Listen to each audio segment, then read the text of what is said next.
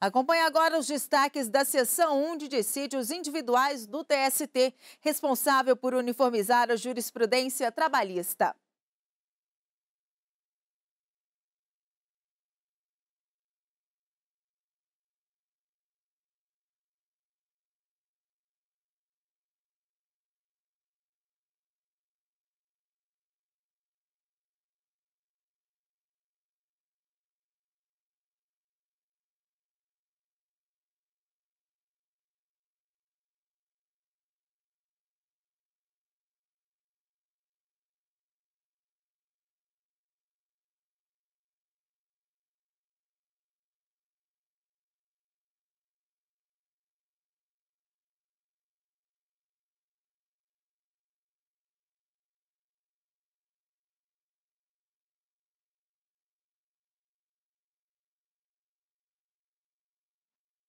Podemos sentar. Obrigado.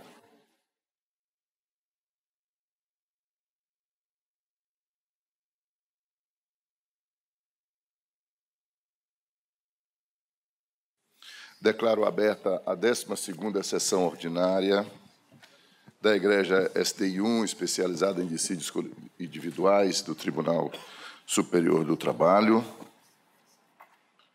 E faço cumprimentando seus ministros, digníssimo representante do Ministério Público, doutor William Badoni, senhoras e senhores advogados, os advogados hoje na pessoa do doutor Marcos Kaufmann, prazer tê-los aqui, todos, e servidores e servidoras. Informo ao plenário que o ministro Lélio, que está ausente justificadamente por recomendação médica, e o ministro Vieira de Mello Filho também está ausente nesta manhã, justificadamente. O ministro Caputo Bastos deverá chegar um pouco mais tarde por questões também envolvendo as suas atribuições no gabinete. Vamos iniciar os julgamentos e peço à senhora secretária que faça o primeiro pregão, observando-se as preferências possíveis. Relator, excelentíssimo senhor ministro Augusto César de Carvalho. Vistor, excelentíssimo senhor ministro Ibis Gandra Martins Filho. Embargos em recurso de revista 1743 de 2012. Embargante Herbert José Lu Júnior, embargado Ambev S.A. Neste processo, a registro de impedimento, excelentíssima senhora ministra Maria Cristina Peduzzi e do excelentíssimo senhor ministro Caputo Bastos. Tem a palavra o novo ministro Ives. Senhor presidente, vou diretamente aqui à conclusão. Eu estaria aqui divergindo do ministro Augusto César, entendendo que, no caso, a transferência para Curitiba teria caráter permanente. Ela teve o tempo de 33 meses até a rescisão contratual. Então, aqui o aresto também. Então, em princípio, é possível conhecer dos embargos, mas eu negaria provimento. Vossa Excelência, então, acompanha a divergência, né? Exatamente. Vou continuar tomando votos. Na sequência, ministro Renato, né?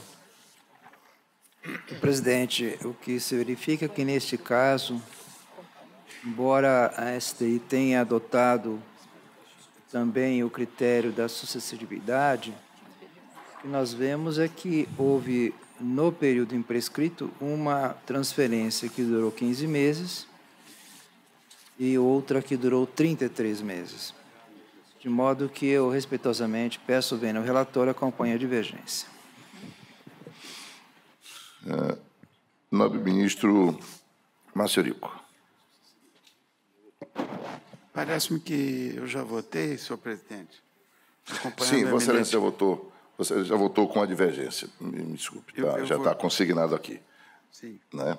Ministro Oliveira da Costa. Senhor presidente, pelo que eu leio na ementa do voto do relator, a hipótese não é do pagamento do próprio adicional, mas de diferenças em razão do percentual menor, porque o adicional de transferência já vinha sendo pago, é o que eu leio na ementa.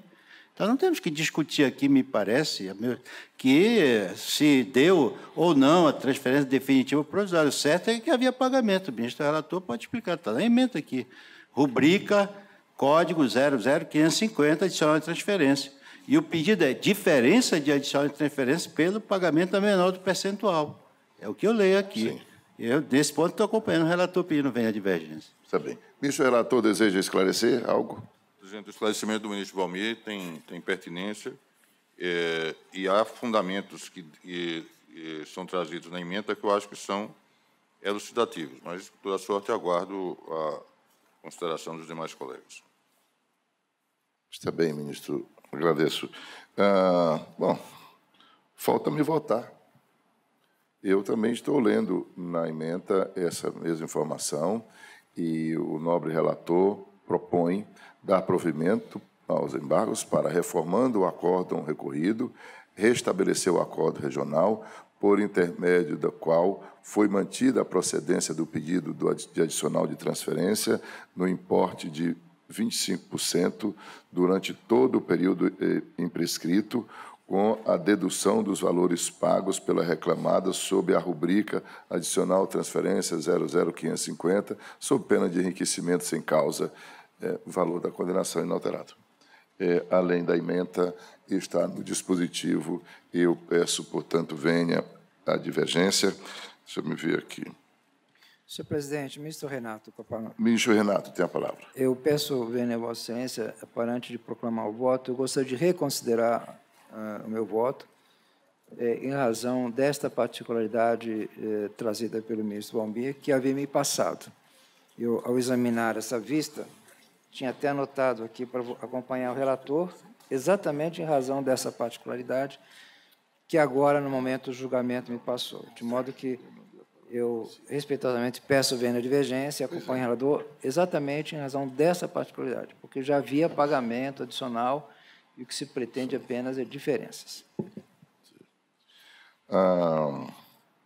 Eu também acompanho, pedindo venha a outra divergência e proclamo que, por maioria de votos, vencidos os excelentíssimos senhores ministros João Oreste Dalazen, Ives Gandra e Márcio Rico, a turma deu provimento a SDI deu provimento ao recurso de embargos nos termos do voto proferido pelo nobre ministro relator. Registre a presença ilustre do doutor Vitor Muçulmano Neto. Obrigado. Senhor presidente.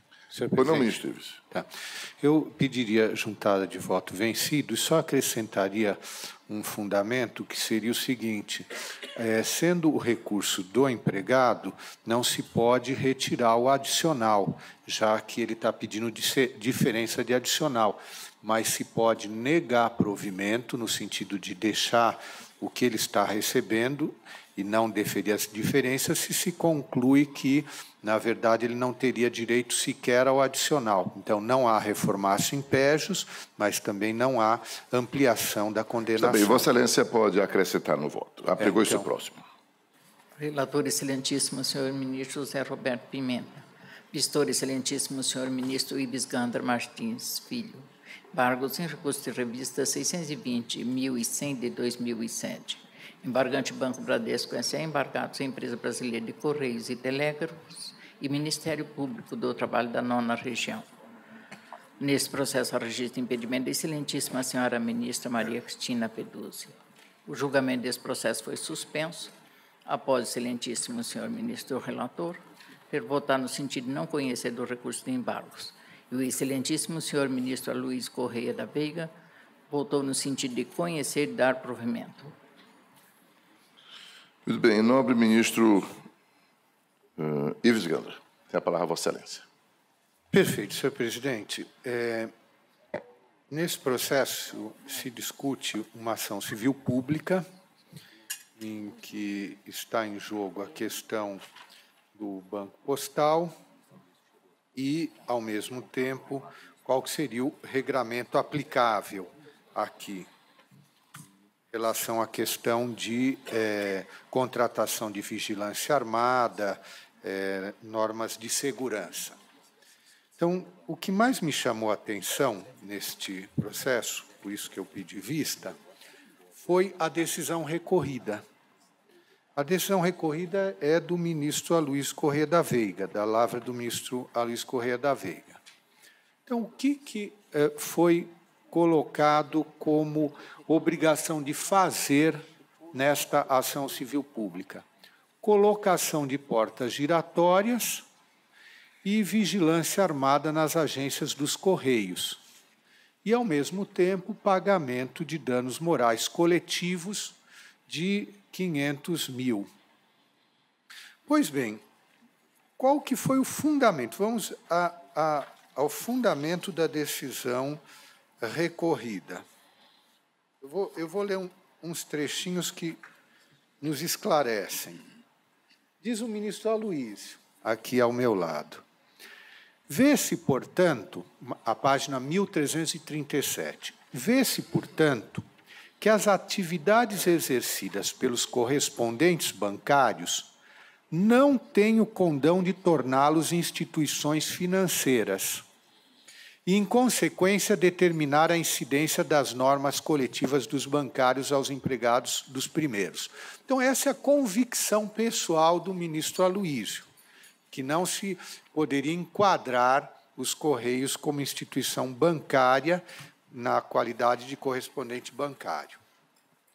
No entanto, o ministro Aloysio, na página seguinte do seu voto, que é a decisão recorrida, diz: não obstante, venho ressalvando meu entendimento pessoal e acompanhando a douta maioria da colenda sexta turma, que se posiciona no sentido de assegurar o enquadramento daqueles empregados que prestam serviços ao Banco Postal como bancários para efeito de jornada especial de 6 horas e assegurar os benefícios afetos à referida categoria profissional. E aí conclui o ministro Aloysio. Eu estou pensando 3 parágrafos de um voto que tem mais de... tem 60 laudas.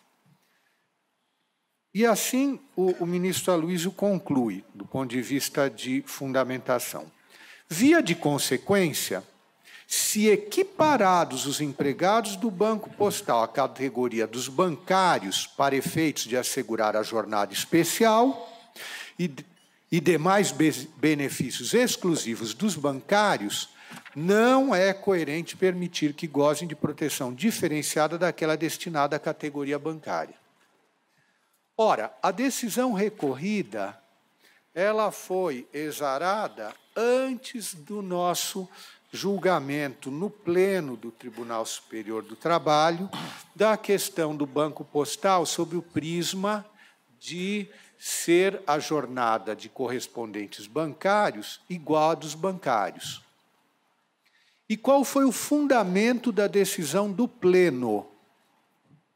Foi a de que não se pode equiparar correspondente bancário à instituição financeira. Pois bem, a mesma coerência do ministro Aloysio naquele momento de dizer, diante da jurisprudência da sexta turma, se é bancário para os 2 efeitos. Se não for bancário, não é bancário para os 2 efeitos, nem para a jornada especial, nem para a questão de exigir dos Correios que coloque portas giratórias nas suas agências. Nós sabemos, e principalmente na SDC, quando recentemente foi julgado também, teve como relator o ministro Aloysio, a questão do plano de saúde, a situação financeira dos próprios Correios.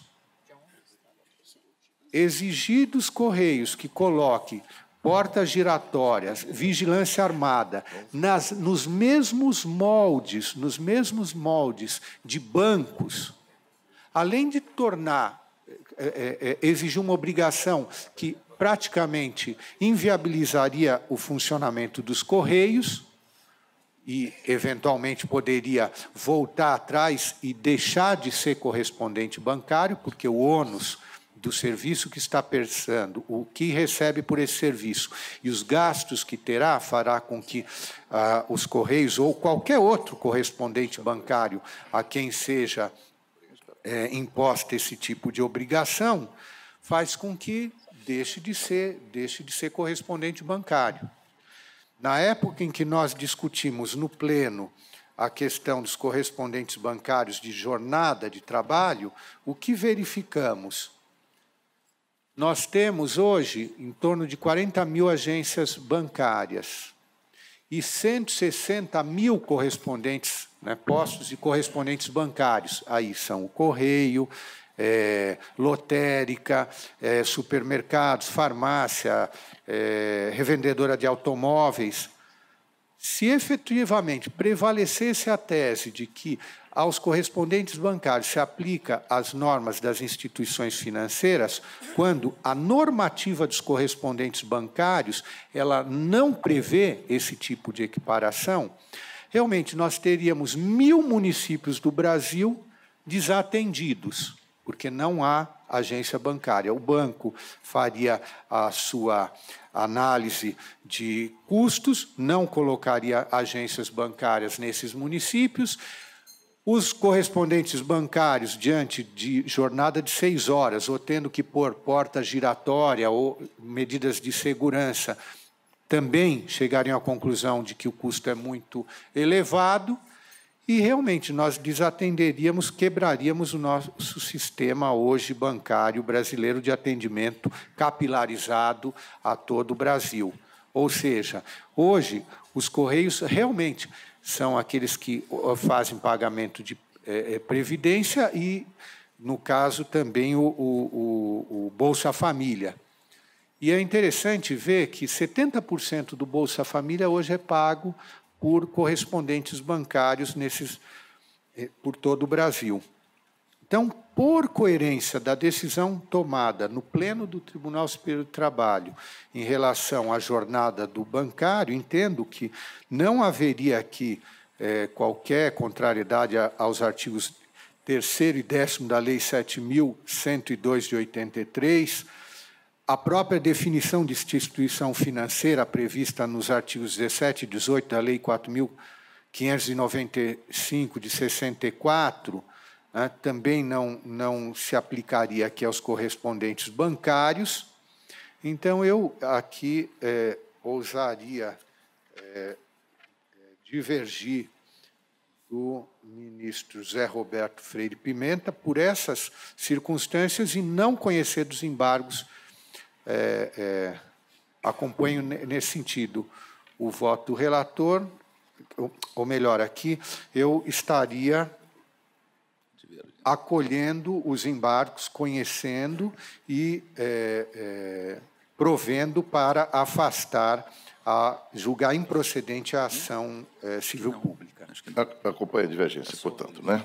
Vou prosseguir, senhor presidente. Prosseguir, por não menos Pela ordem, relator.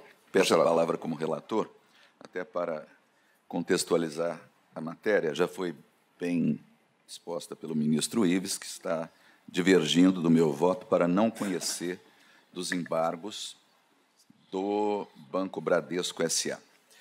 E, originalmente, havia feito um voto no sentido de ultrapassar a barreira do conhecimento, e eu retirei de pauta, reformulei o voto, melhor examinando a matéria, e me convenci que, realmente, estes embargos, embora a questão de fundo seja atraente, muito bem exposta pelo ministro Ives, estes embargos não se prestam ao conhecimento por divergência. Os arestos trazidos a cotejo pelo embargante tratam todos da questão genérica que foi, sim, enfrentada pelo nosso Tribunal Pleno, do Banco Postal, quanto à jornada de trabalho e quanto às vantagens das normas coletivas dos bancários aplicáveis ou não a esses empregados dos Correios através do correspondente bancário. Enquanto que aqui a discussão remanescente, a discussão que ainda está objeto de condenação, limita-se exclusivamente a determinação, com base na Lei 7.102/83, de que o banco reclamado, ou os réus, os reclamados, procedam à contratação de vigilância armada, enquanto não devidamente contratada pela ST, o Banco Bradesco, que foi o embargante. Limitada a responsabilidade do Banco Bradesco à data em que houve a sucessão pelo Banco do Brasil. A decisão embargada, nesse caso da egrégia sexta turma, da lavra do ministro Aloysio Corrêa da Veiga, relator, com algumas ressalvas de entendimento, foi no sentido de dar provimento parcial ao recurso do banco para excluir da condenação a determinação que tinha vindo do regional de que o banco fiscalize a instalação de portas giratórias. Então, não tem mais condenação à instalação de portas giratórias aqui. É só a contratação de vigilância armada. Pois bem, eu lembro, em primeiro lugar, que a contratação de vigilância armada, nos termos da Lei 7.102/83, originariamente, só se destinava aos bancos. Era uma terceirização destinada aos bancos, mas isso foi mudado. Isso foi alterado na década de 90, no governo Fernando Henrique Cardoso, para generalizar a contratação de vigilância armada a todo e qualquer estabelecimento. Então, não é uma discussão específica dos bancos. Enquanto que os arestos todos discutem se os Correios e Telégrafos, no desenvolvimento dessas atividades, se equiparam às atividades bancárias ou não. Então, para começo de conversa, a discussão aqui é genérica. A Lei 7.102 se aplica a todo e qualquer estabelecimento, a toda e qualquer atividade, melhor dizendo, e não só aos bancos. Em segundo lugar, todos nós sabemos que, nos termos da súmula 2961 do Tribunal Superior do Trabalho, o conhecimento, a divergência jurisprudencial, que é específica, ensejadora da admissibilidade desses recursos, tem que revelar a existência de teses diversas na interpretação de um mesmo dispositivo legal, embora idênticos os fatos que as ensejaram. E aqui a condenação, repito, é só com relação à vigilância armada. Não se discute artigo 224 da CLT, jornada dos bancários, e nem a aplicação a esses empregados das normas coletivas dos bancários. Todos os arestos trazidos a cotejo são genéricos, nenhum deles trata da contratação de vigilância armada à luz da Lei 7.102/83. Não há nenhum dos arestos trazidos a cotejo que trata disso. Um deles, do ministro Aloysio, é a discussão geral. Isso, o ministro Ives chegou a comentar que talvez esse fosse o mais específico. Não trata absolutamente da vigilância armada. Portanto, eu respeitosamente entendo que, embora a questão de fundo seja relevante, esse caso não nos permite conhecer da matéria, porque não há divergência específica à luz da súmula 2961.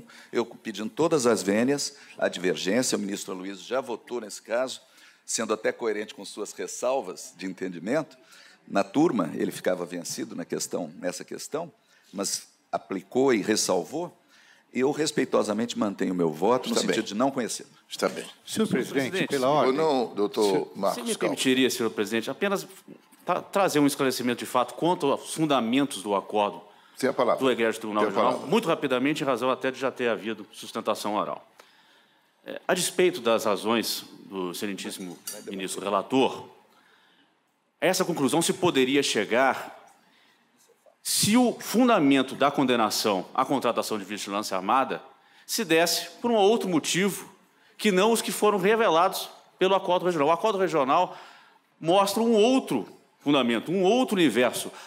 A condenação à contratação de vigilância armada se baseou exatamente na questão dita, supostamente genérica, de equiparação entre setistas e bancários. Tanto é assim que o primeiro venerando acórdão regional da 9ª região sustentou, para fundamentar a condenação, ao contrário, referido princípio foi plenamente aplicado na situação posta a lume, pois, ao se reconhecer que os empregados das agências da SCT, que são correspondentes bancários, têm direito às mesmas normas de proteção dos trabalhadores em instituições financeiras assim reconhecidas, o princípio da isonomia foi prestigiado, já que é evidente que ambos os trabalhadores estão no exercício de idênticas atividades. O fundamento da condenação foi o da isonomia por desenvolverem supostas idênticas atividades. E o acórdão integrativo, nos embargos de declaração opostos pelo Banco Bradesco, esclarece a situação sem maiores delongas. O fato de a ACT não ser empresa integrante do Sistema Financeiro Nacional não afasta a responsabilidade do embargante Banco Bradesco e tampouco afeta a conclusão de que os atendentes ACTistas são equiparados a bancários. As demais questões, aí continua o venerando acordo integrativo. Portanto, o fundamento do acordo regional, que fundamentou e embasou, que foi prestigiado... Senhor presidente, pela ordem, como relator, isso é matéria de fato? Prossiga, doutor. Estou apenas concluindo as conclusões do acordo regional. Prossiga, doutor. O fundamento foi pela isonomia por desenvolver supostas atividades idênticas. Portanto, as divergências correlacionadas que tratam exatamente da isonomia e da divergência estampada na época, corrigida depois pelo julgamento do precedente, revelaram a situação fática exposta, tal como foi pelo Tribunal Regional da Nona Região. Obrigado pela paciência. Senhor presidente, pela ordem. O ministro Ives, eu estou tomando votos. Vou tomar mais a ostentação aqui. Ministro Pimenta, eu preciso de dar uma satisfação a Vossa Excelência. Muito obrigado. O ilustre advogado se equivocou lastimavelmente. Pediu a palavra para uma questão de ordem e promoveu a sustentação oral. Só deixei prosseguir, ministro Pimenta, porque o ilustre advogado não havia promovido a sustentação. O doutor John dispensou. Eu concedo a palavra ao subprocurador-geral, doutor William, pelo Ministério Público. Muito bem. Eu pedi a palavra justamente porque, por vias oblíquas, acabou havendo sustentação oral, então, pela simetria, eu pedi a palavra também. Há um grande equívoco de encaminhamento nessa questão, a nosso ver. O Ministério Público trabalha da Nona Região, nossos colegas do Paraná são os autores desta demanda. O Tribunal Superior do Trabalho não se presta a reexaminar fatos e provas dos fatos. Não se trata de uma terceira instância, uma instância especial, cuja porta para o acesso ao conhecimento dos recursos é muitíssimo mais estreita. Neste caso, especificamente considerado, remanescem duas questões em aberto. Quais sejam, para que deva o Banco Bradesco contratar serviço de vigilância armada enquanto a empresa de Correios e Telégrafos não o fizer, bem como condenação em pagamento de danos morais coletivos no importe de R$500 mil. Estas são as duas questões em comento. E sobre essas duas questões não houve efetivamente demonstração de divergência.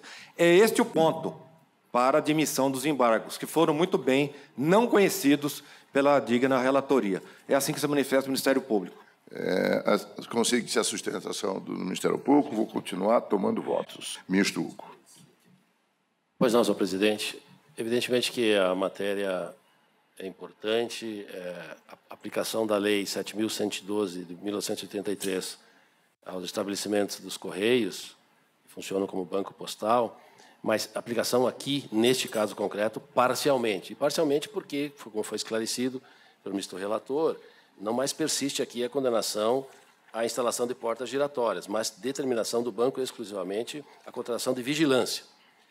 E a fiscalização em relação, aliás, a obrigação de fazer em relação ao Banco Bradesco limitada à data que houve sucessão do Banco do Brasil. É uma questão importante, e a questão primeira que se examina é a questão da especificidade dos paradigmas que foram trazidos para o conhecimento dos recursos de embargos. E aí, com todas as vênias, eu penso que não há a especificidade. Por que não há especificidade? Porque, embora a turma diga, efetivamente, que em face do enquadramento como bancário dos trabalhadores do Banco Postal, como consequência, gozariam da mesma proteção, quer dizer, necessitariam da mesma proteção da vigilância armada, aplicação da Lei 7.112. Há uma premissa e uma conclusão em função dessa premissa. Os paradigmas, todos eles, tratam da mesma premissa, não o enquadramento como bancário, mas sob outro viés, sobre a questão que diz respeito a horas extras, artigo 224. Então, a especificidade, para mim, aqui, eu penso que é necessária. Por quê? Porque eu posso entender que eu não enquadro como bancário o funcionário, o empregado, desculpe, dos Correios, na questão do Banco Postal, e entender, mesmo assim, exigível a vigilância armada, por questão de segurança. Então, como a premissa não tem a consequência, a mesma consequência, eu acho que não é específico não são específicos os paradigmas que são trazidos. Repito, por quê? Embora a questão trate do enquadramento como bancário, na questão da turma para a vigilância armada, os paradigmas tratam do não enquadramento como bancário, mas tratam de horas extras. E há decisões, inclusive na primeira turma, que entendem, mesmo depois da decisão do pleno, entendem que mesmo não enquadrado como bancário, há necessidade de vigilância armada por uma questão de segurança. Por quê? Porque o correspondente bancário trata de numerário. Então, com todas as vênias, eu acompanho o relator para não conhecer. Superado o conhecimento, eu votaria no sentido de, embora não tenha o voto do relator nesse sentido, eu votaria no sentido de manter a decisão da turma, não em função do fundamento que foi adotado pela turma de enquadramento bancário, uma questão da necessidade de segurança nessas instituições. Ok, Vossa Excelência, então, não conhece, mas se conhecido, Vossa Excelência nega provimento. Senhor presidente, pela ordem, como relator, não quero tumultuar, evidentemente, é porque o meu voto não tem voto de mérito. Sim. Na medida em que o ministro Hugo agora salientou. Eu também quero esclarecer que, quanto ao mérito, eu, como relator, eu não fiz o voto de mérito, porque eu não conheço, seria também no sentido de manter a decisão da Egrégia Sexta Turma, no sentido de manter a obrigação das portas giratórias. Já há precedentes da segunda turma nesse sentido. Compreendemos. Ministro Renato Paiva. Presidente, não seria eu? É o ministro Cláudio Brandão, desculpe. Não quero de forma nenhuma. Pedro, é que eu pulei aqui, Vossa Excelência. Sem problemas, presidente. Eu também, comungando da argumentação agora exposta pelo ministro Carlos Scheumann, presidente, senhores ministros, estou, inclusive, com os autos físicos em mãos, os autos são físicos, e foram mencionados vários precedentes das egrégias 8ª, 3ª, 4ª e 5ª turmas, mas, respeitosamente, todos eles se atêm à questão alusiva à jornada de trabalho, ainda que tenham mencionado, na discussão precedente, a equiparação ou não com os bancários. Mas, como dito pelo ministro José Roberto, a Lei 7.102 de 83, hoje trata da vigilância patrimonial, inclusive ultrapassando os limites da atividade bancária e, portanto, também, como dito pelo ministro Carlos Scheumann, essa obrigatoriedade não decorre exclusivamente do fato de ser banco, mas sim de atividades que, como nesse caso, pretendeu, isso foi uma atividade empresarial buscada pelo setor, não foi imposta por lei, ao contrário, foi facultada a atividade. Portanto, se assim buscou a empresa como legítima atividade econômica, quanto a isso não há nenhuma dúvida, as consequências também, obviamente, a elas são impostas, no sentido de que estaria obrigada a cumprimento da Lei 7.183, que não é tratada, essa discussão não é tratada em nenhum dos acordos paradigmas juntados nas razões recursais, as folhas 1.378 a 1.381, presidente, senhores ministros. Então, por falta de especificidade, também eu não conheço os embargos, presidente. E precisamos, só, presidente, nesse caso, Vossa Excelência quer também que eu já emita voto de mérito, porque o relator ficou no conhecimento, mas se ultrapassar o conhecimento, também voto com o relator, no sentido do voto... que o ministro relator já adiantou que negará provimento se for conhecido. Só prefeito... Então, Vossa Excelência acompanha integralmente? Integralmente, presidente. Só prefeito, posteriormente, quando o relator se limitar ao conhecimento, também ficaremos no conhecimento. Nesse caso de hoje, como ele já avançou no mérito, também eu sigo com a relatoria, presidente. Assim voto. Está bem, ministro Cláudio Brandão. Provimento. Agora sim, ministro Renato Paiva. Senhor presidente, se trata de autos físicos, portanto, eu não estou conseguindo consultar as peças no sistema. Eu tenho algumas dúvidas. A primeira é uma ação civil pública em que se pretendia obrigar ao banco a instalar portas giratórias e apresentar vigilância armada. E, inclusive, limitado a determinado período, porque, a partir de determinado momento, o Banco Bradesco foi sucedido pelo Banco do Brasil como correspondente bancário, não é? E me parece, então, a primeira dúvida é qual seria a utilidade de estarmos discutindo na medida em que o tempo relativo ao período em que o Bradesco foi correspondente postal já passou e se trata de uma ação civil pública que, em regra, tem uma ordem para o futuro. Remanesce a questão do dano moral coletivo, sim, como consequência natural da primeira tese.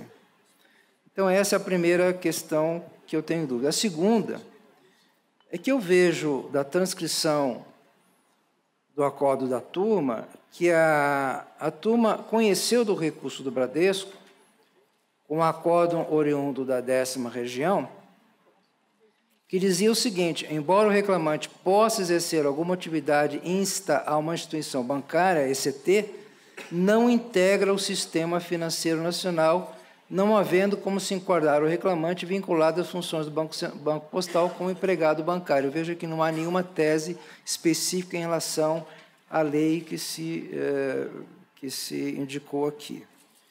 Então, senhor presidente, eu quero examinar com mais cuidado, até para ter vista dos autos. Eu vou ficar com vista regimental.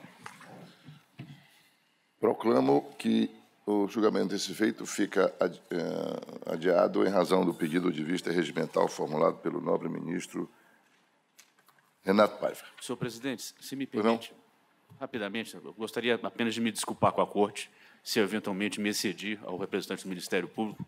Não é do meu feitio, mas é sempre um aprendizado. Vossa Excelência não se excedeu. Vossa Excelência pediu para uma questão de ordem e promoveu a sustentação oral, que é o seu dever de profissional. Apenas isso. Mas é bem-vindo. As sustentações orais são bem-vindas também. E sempre. Apregou-se o próximo.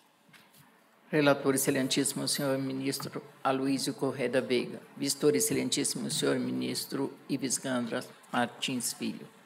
Embargos declaratórios e embargos em recurso de revista, 207 de 2011. Embargante Petrobras Distribuidora S.A., embargado Ministério Público do Trabalho da 15ª Região. Nesse processo, ao registro de impedimento da excelentíssima senhora ministra Maria Cristina Peduzzi. O julgamento desse processo foi suspenso após consignado o voto do excelentíssimo senhor ministro relator, no sentido de acolher os embargos de declaração da reclamada apenas para prestar esclarecimentos. Não. Tem a palavra o nobre ministro Ives. Obrigado, senhor presidente. Então, nesses embargos, no fundo, são discutidas basicamente duas questões. Uma diz respeito à limitação da decisão embargada à jurisdição da vara do trabalho que de onde teria se originado a decisão primária, com base na lei da ação civil pública, que diz que a decisão fica limitada à jurisdição do órgão prolator. Essa já é uma discussão antiga, superada. Eu cheguei a defender que realmente, com base na redação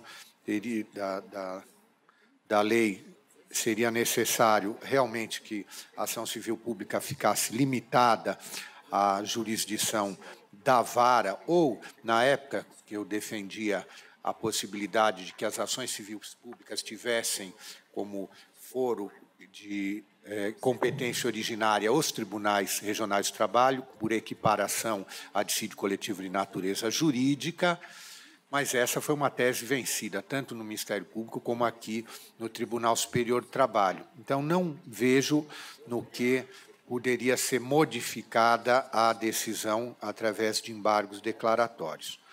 Mas há uma segunda questão que essa, sim, é bastante relevante. Qual é essa questão?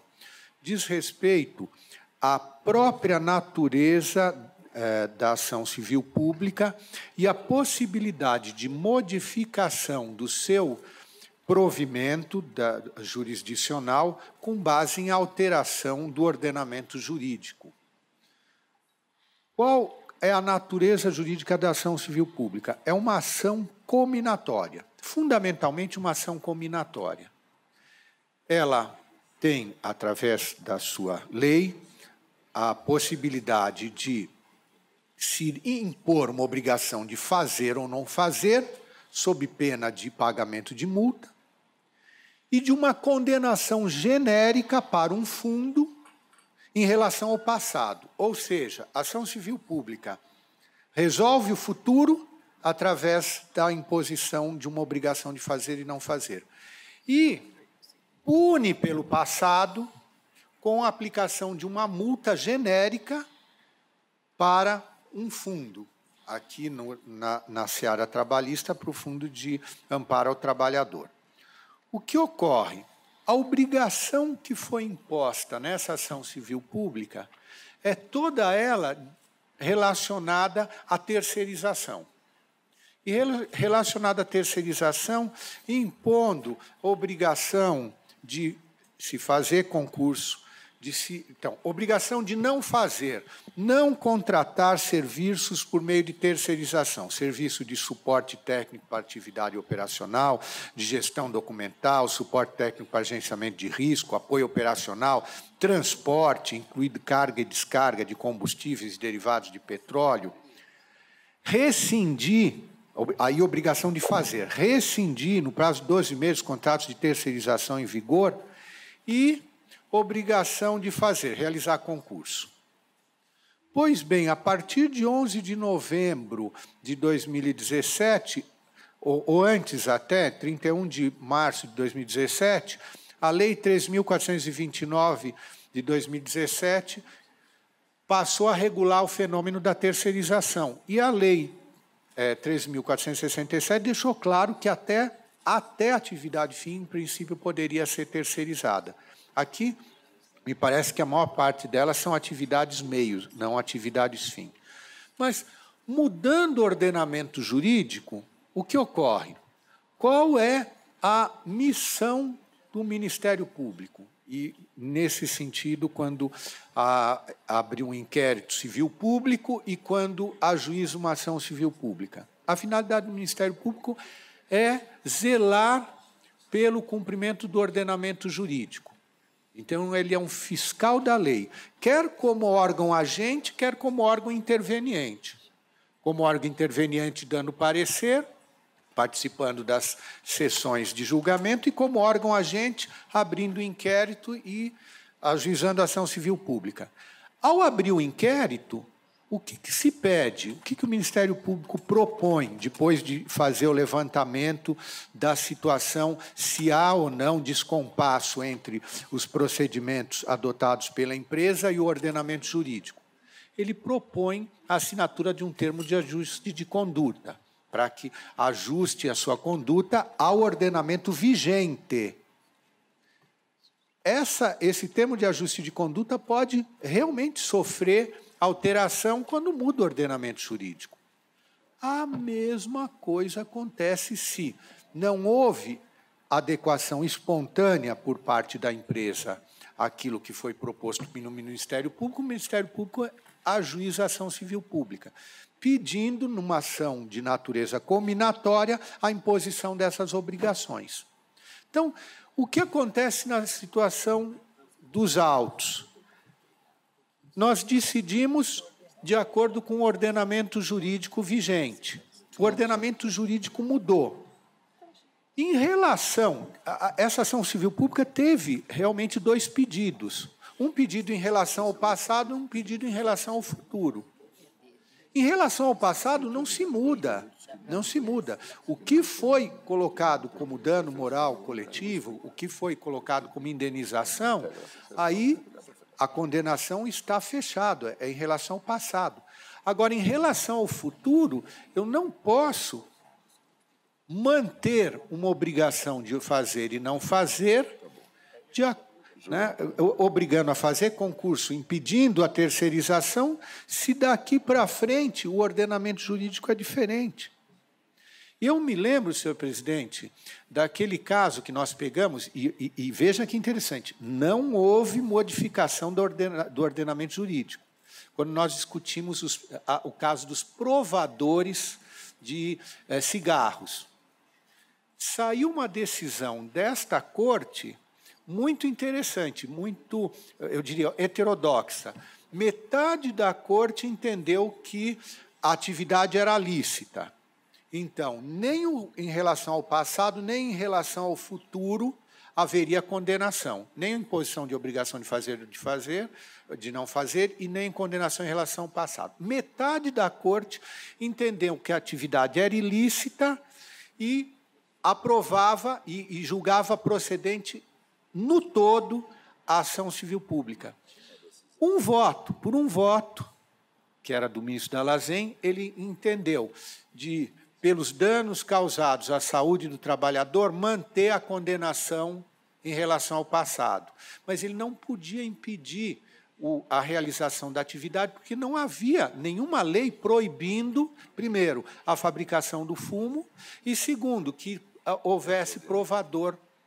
Acho que os que estavam participando daquela sessão se recordam. Então, acabou acontecendo isso, essa cisão. Em relação ao passado, foi mantida a condenação, em relação ao futuro, foi absolvida a empresa, a Souza Cruz, no caso, das obrigações de fazer e não fazer. Portanto, nesse caso concreto, senhor presidente, eu acolheria os embargos apenas para, com efeito modificativo, afastar a condenação a partir da vigência da Lei 3.429, eu consideraria a lista terceirização dos serviços e rejeitaria o pedido exordial, alusivo a todas essas obrigações, e consideraria prejudicada a análise das omissões suscitadas nos embargos de declaração em relação às demais questões. Então, seria um acolhimento parcial dos embargos declaratórios, senhor presidente. Ok, ministro Ives. Senhor presidente, pela ordem. Por nome, ministro relator, ministro Aloísio. Pois não, senhor presidente, cumprimento a todos. E eu estou aqui porque há uma petição da União com requerimento de intervenção como assistente simples. Como se trata de intervenção anômala assegurada à União, eu defiro o pedido. Defere o pedido da União, que pede para integrar a LIDE como assistente simples. Presidente. Ministro Cláudio Brandão. Se algum colega mais antigo não o fizer, claro, pela precedência, eu peço vista regimental, presidente, com notas, inclusive julgamento dos embargos anteriores, se possível, porque é um caso bastante complexo e precisaria examinar, se me permite, Vossa Excelência e os demais colegas. Está bem. Algum mais antigo deseja pedir vista regimental ou adiantar o seu voto? Não havendo, proclamo que esse feito fica com seu julgamento adiado, em razão do pedido de vista regimental formulado pelo nobre ministro Cláudio Brandão. Recomendo à Secretaria que já promova a alteração nos registros e na autuação deste feito para figurar a União como interessado, né? Assistente, presidente, assistente simples. Assistente simples, nos termos da lei. Apregou isso. Bom, encerradas as preferências daqueles feitos. Não, ministro Cláudio. Com notas, por favor, inclusive do julgamento dos embargos. Dos embargos também, presidente. Está bem, Vossa Excelência havia pedido. Notas degravadas ao nobre ministro Cláudio Brandão de todos os debates havidos nesse feito hoje e anteriormente. Senhor presidente, eu agradecendo, eu peço licença para me retirar. Está bem, ministro. Porque não tenho mais nenhum processo. Ministro Aloísio da Veiga, obrigado pela presença, pela contribuição. Fique à vontade. Muito obrigado. À vontade. O CNJ aguarda Vossa Excelência. Com certeza. Encerradas as preferências dos feitos em que está vinculado o ministro Ives, mas Sua Excelência tem preferência porque veio para julgar os seus remanescentes. Então, vamos prosseguir nas vistas regimentais. Está bem, ministro Ives? Então, vamos apregoar. Já está ordenado aqui para atender Vossa Excelência. Relator excelentíssimo senhor ministro Brito Pereira, visitor excelentíssimo senhor ministro Ives Gandra Martins Filho. Embargos em agravo em recurso de revista 1215 de 2012. O julgamento desse processo foi suspenso após o excelentíssimo senhor ministro relator ter votado no sentido de não conhecer do recurso de embargos. Tem a palavra o nobre ministro Ives. Senhor presidente, a minha preocupação aqui em relação a essa questão da base de cálculo adicional de periculosidade e a nossa orientação aqui de precedentes da sessão quanto a não possibilidade de flexibilização por meio de norma coletiva, e parece que os dois precedentes do Supremo Tribunal Federal, tanto do ministro Barroso como do ministro Teori, deixaram claro que é possível a flexibilização de salário e jornada. Aqui nós estamos flexibilizando salário, ou seja, admitindo uma base de cálculo diferente de adicional de periculosidade por norma coletiva. Então, o interessante é que, inclusive, o próprio ministro Barroso referendou recentemente o fato de que foi adotada a teoria do conglobamento em relação àquele primeiro precedente seu, com base no voto do ministro Teori.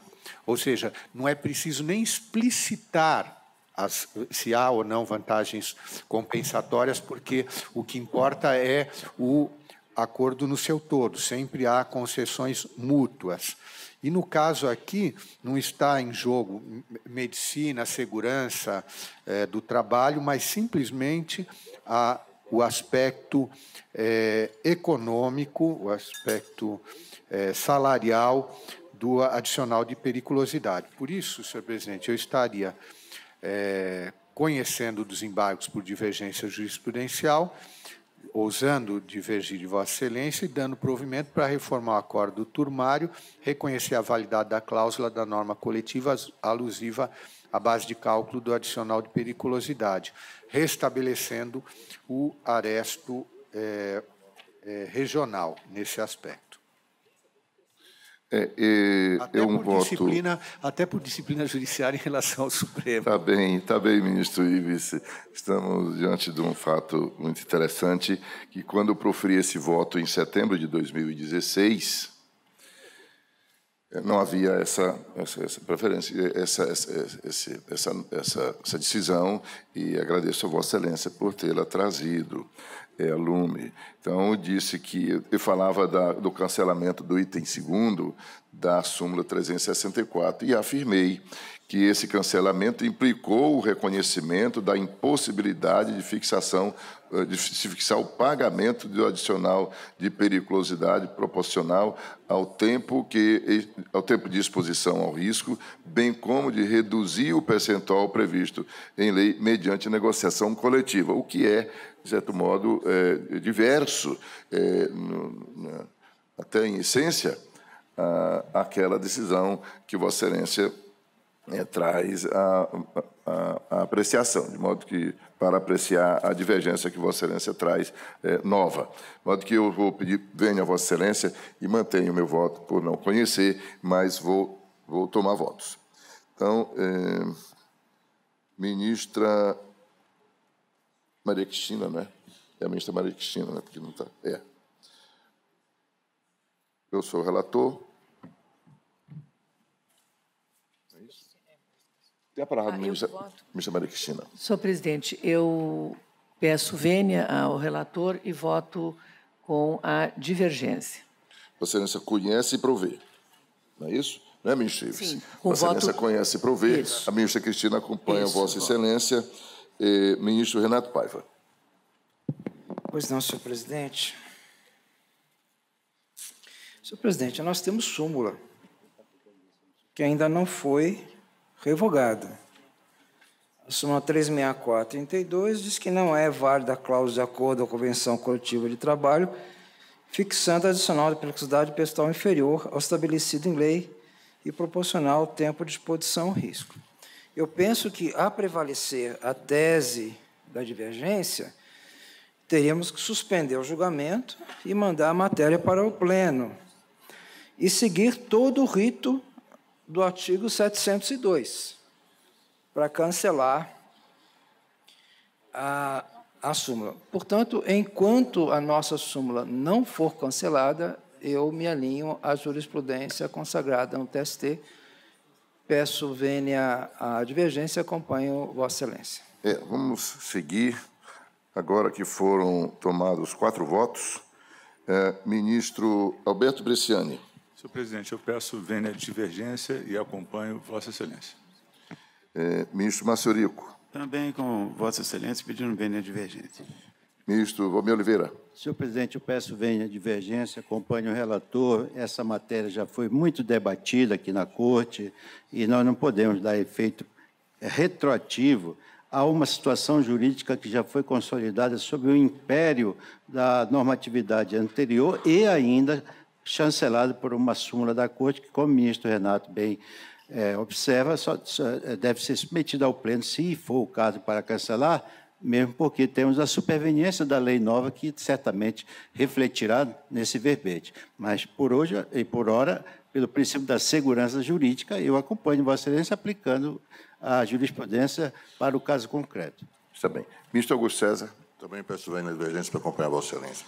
Ministro Freire Pimenta. Senhor presidente, muito rapidamente, pelos fundamentos já bem externados pelo ministro Renato, mas também porque me parece que essa revisão do entendimento que agora está que é pacificado na linha da nossa súmula 191 e do cancelamento do item 2 da súmula 364, produto de amplas discussões na semana do TST de 2012, me parece que seria, com todas as vênias, prematuro, talvez precipitado, interpretarmos de forma ampliativa os precedentes do Supremo Tribunal Federal, recentemente proferidos e que foram mencionados pelo eminente ministro Vistor, no sentido de tornar o princípio do conglobamento um verdadeiro dogma, que tornaria desnecessário verificar a existência ou não de contrapartida. Bem sei que agora a CLT, na redação que lhe foi dada pela reforma trabalhista, agora está prevendo, no parágrafo 2º do artigo 611-A da CLT, que a inexistência de expressa indicação de contrapartidas recíprocas em convenção coletiva ou acordo coletivo de trabalho não ensejará sua nulidade por não caracterizar um vício do negócio jurídico. Mas é um preceito extremamente polêmico que terá que ser debatido amplamente para o futuro para ver se há aqui uma previsão ou uma possibilidade de renúncia pura e simples, e não de transação nas normas coletivas de trabalho. Não sei se é esse o entendimento que vai prevalecer, mas isso é uma questão para o futuro, muito delicada, e, por hora, pedindo todas as vênias da divergência, acompanho Vossa Excelência como relator. Ministro Hugo Schäuble. Eu também, senhor presidente, peço a vênia da divergência, acompanho Vossa Excelência. Ministro Cláudio Brandão. Também, presidente, com a vênia da divergência, voto com Vossa Excelência. Relator. Está bem. Então, proclamo que, vencidos os excelentíssimos senhores ministros Ives Gandra e Maria Cristina Peduzzi, a decisão é conforme o voto do relator, isto é, não se conheceu do recurso de embargos. Senhor presidente. Ministro Ives. Duas coisinhas. Uma, eu peço juntada de voto vencido ao pé do acórdão. E, segundo, tem dois processos que são a mesma matéria, podia já decidir da mesma forma. Sim, podemos. Então, o ministro Ives juntará voto vencido ao pé do acordo, ao qual a ministra Cristina adere. Isso? Está bem. Ministro Ives, então, pode declinar os números que julgaremos. O 2164 de 2011 e o 1007 de 2010. Acho que basta só chamar os números e repetir o resultado. Está bem. Pode apregoar este. Relator excelentíssimo, senhor ministro João Oresta Lazen, e pistor excelentíssimo, senhor ministro Ives Gandra Martins Filho. Embargos em agravo e recurso de revista 2164 de 2011. Senhores ministros, consta que esse, de fato, traz a mesma questão, pedido vista na mesma sessão, né, ministro Valmir? Então, podemos repetir a solução, consignando apenas as presenças de hoje. E eu junto o voto vencido nos dois. Assim, a ministra Maria Cristina não compõe o quórum, porque o ministro Delazen já proferiu o voto. Está bem assim? Então, proclamo que, vencidos os excelentíssimos ministros, aliás, só o ministro Ives nesse caso, não é? Vencido o nobre ministro Ives Gandra Martins Filho, a decisão é conforme o voto do ministro relator, ministro João Oresta Lazen, e não conhecer do recurso de embargos. O ministro Ives juntará voto vencido ao pé do acordo. Apregou-se o próximo, que também é do mesmo Relator excelentíssimo senhor ministro João Aresta Lazen, vistor excelentíssimo senhor ministro Ives Gandra Martins Filho. Embargos em agravo e recurso de revista 1007 de 2010. Esse feito, o ministro Ives conhece e provê o recurso de embargos. A ministra Cristina, que compõe o quórum, não compõe o quórum em razão do voto proferido pelo nobre ministro João Aresta Lazen, não me consta, que é o relator, foi o relator. Proclamo que a SDI não conheceu do recurso de embargos, vencido o excelentíssimo senhor ministro Ives Gandra, que conhecia e lhe dava provimento. Ministro Ives juntará voto vencido ao pé do acordo. Senhor presidente. Está bem, ministro Ives? Acho que tem mais um. Tem mais um. Tem mais um? Matéria. Olha aí. Qual é ele, ministro? 180, 93, 2012. Minha relatoria. O ministro Ives está conferindo ali. Mesma matéria. É isso mesmo, ministro Ives. Então, vamos apregoar. É o ministro... Então, é bom porque assim vai ligeirinho, né? Relator excelentíssimo senhor ministro Hugo Scheuer. Vistor excelentíssimo senhor ministro Ives Gandra Martins Filho, embargos em agravo e recurso de revista 180 de 2012. Questão idêntica, também vista da mesma data, né, setembro de 2016. Então, proclamo, autorizado pela STI, proclamo que a decisão é conforme o voto do ministro relator, ministro Hugo Scheuer, de não conhecer do recurso de embargos, vencido... Aqui a ministra Cristina participa. A ministra Cristina compõe o quórum aqui. Vencidos os excelentíssimos senhores ministros Ives Gandra e Maria Cristina Peduzzi, que conheciam e davam provimento aos embargos. Proclamado. Ministro Ives, tem mais de Vossa Excelência, não é? Tem, mas outras matérias. A doutora Janeira vai apregoar isso. Relator excelentíssimo senhor ministro Márcio Eurico. Vistor excelentíssimo senhor ministro Ives Gandra Martins Filho. Embargos em recurso de revista 170.600 de 2008. O julgamento desse processo foi suspenso após o excelentíssimo senhor ministro, após consignados os votos dos excelentíssimos senhores ministros Márcio Eurico, João Aresta Lazen e Augusto César de Carvalho, no sentido de conhecer e dar provimento parcial aos embargos. Não participa do julgamento, excelentíssima senhora ministra Maria Cristina Peduzzi. Tem a palavra o nobre ministro Ives Gandra. Senhor presidente, aqui é questão de horas em itinere, possibilidade de flexibilização por norma coletiva quanto à quantidade inferior a 50% do gasto. Eu vou me limitar aqui a juntar voto vencido. Sei da posição da sessão, mas estou também preocupado exatamente porque o que o Supremo colocou naquele precedente do BESC, o ministro Barroso diz com todas as letras: a sistemática anulação de cláusulas de convenções e acordos coletivos pelo Tribunal Superior do Trabalho não se faz sem violação dos artigos 7º, inciso 6º, 13, 14... Então, a minha preocupação é que nós estamos... Aqui não tem súmula.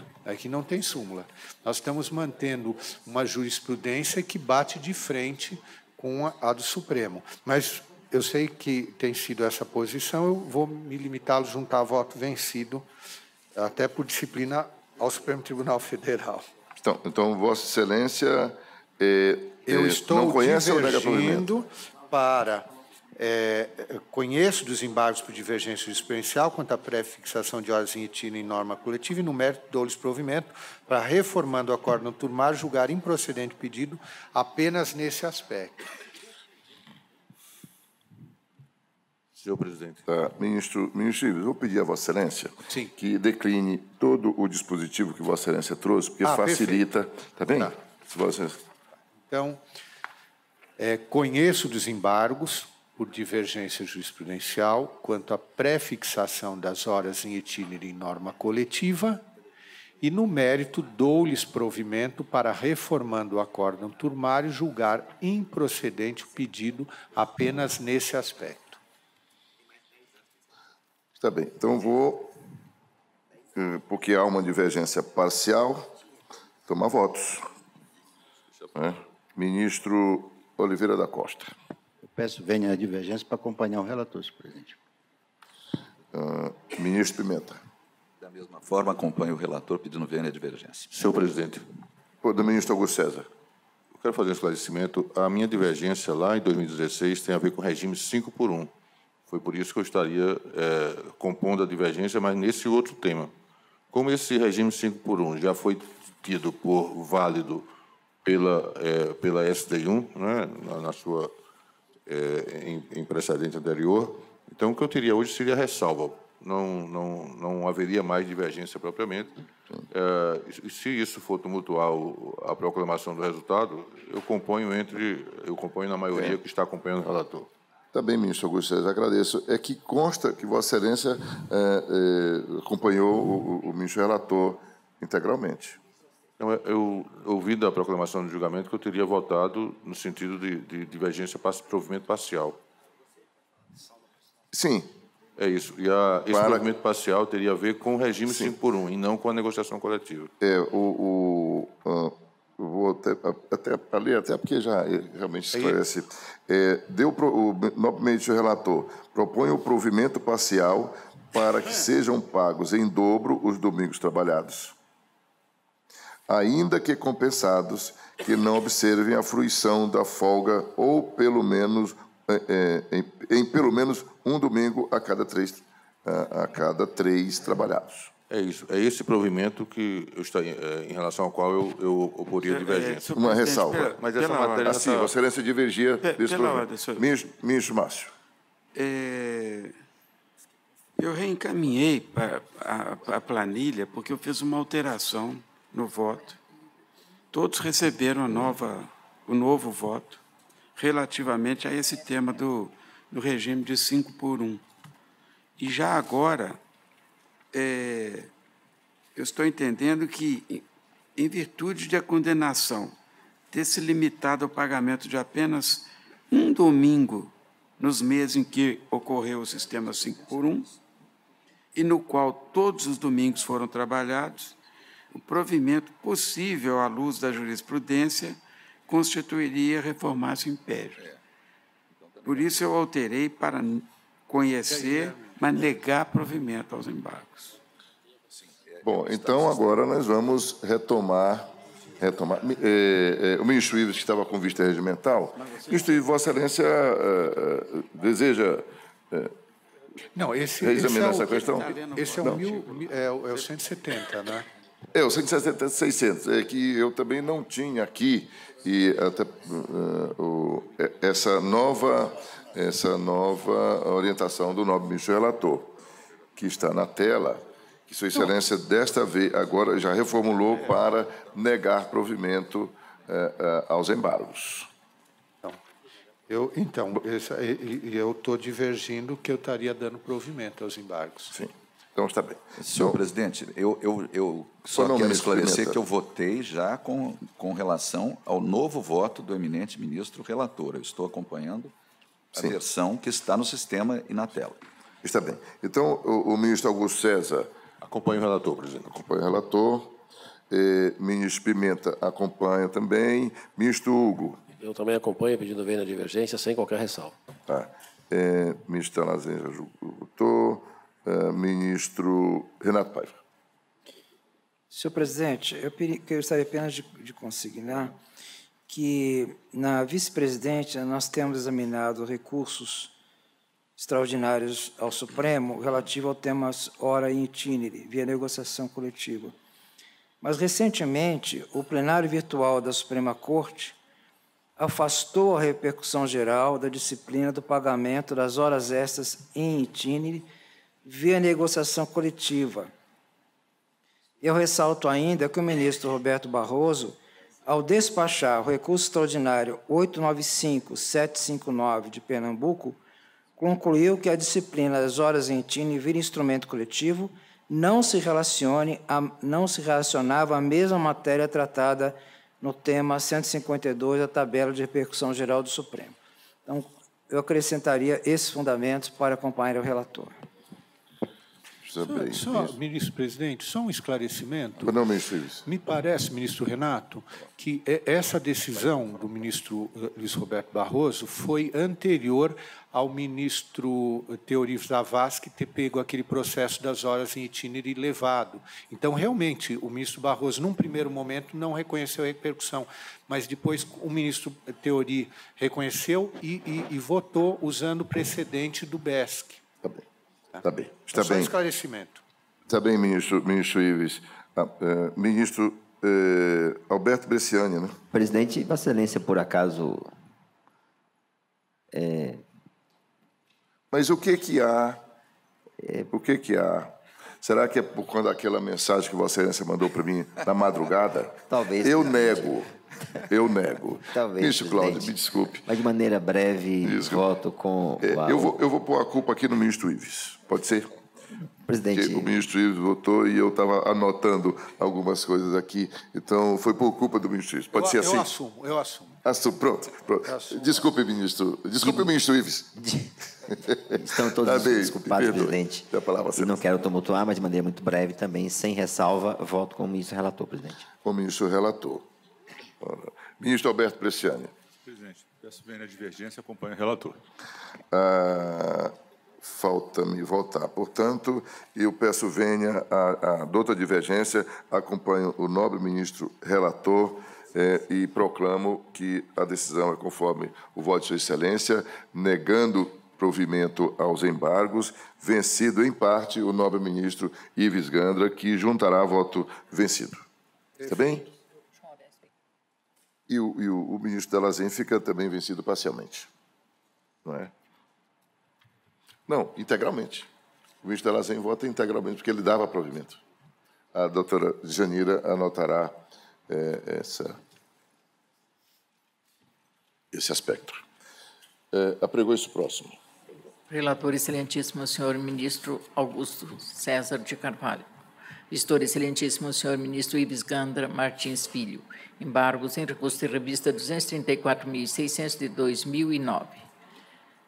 Esse processo foi suspenso após o excelentíssimo senhor ministro relator ter conhecido e negado provimento aos embargos. Tem a palavra o nobre ministro Ives. Senhor presidente, só vou externar aqui a minha preocupação cada vez maior em relação a esse tema da terceirização, principalmente pelo fato de que, depois até de eu ter pedido vista, houve duas decisões do Supremo Tribunal Federal, um despacho do ministro Luiz Roberto Barroso, em relação à ADC 48, em que ele diz realmente que, vamos dizer, as decisões do Tribunal Superior do Trabalho estariam interferindo, impedindo a livre organização empresarial com esse impedimento de admitir a terceirização em atividade fim. Ao mesmo tempo, a ementa da decisão do Supremo Tribunal Federal em relação à responsabilidade subsidiária, da qual foi redator designado o ministro Luiz Fux, segue no mesmo sentido, uma longa ementa dizendo dessa distinção já não atende, não explica, não se justifica entre atividade fim e atividade meio. Então, quer dizer, já há sinalizações claras do Supremo Tribunal Federal. Temos a própria lei da terceirização, temos a lei da reforma trabalhista. No caso, aqui está em discussão essa atividade de instalação de linha telefônica, e que é exercida por trabalhadores fora da empresa tomadora dos serviços. Então, no meu modo de ver, sequer a atividade fim é da empresa. É o fornecimento do serviço telefônico, não a instalação das linhas, pode ser feita por terceiros. Então, a minha preocupação continua sendo, nós estamos caminhando em sentido contrário à jurisprudência do Supremo Tribunal Federal, fazendo com que realmente muitas reclamações sejam acolhidas e, ao mesmo tempo, tenhamos que nos retratar, o juízo de retratação, num mundo de processos que temos julgado sobre essa matéria de call center.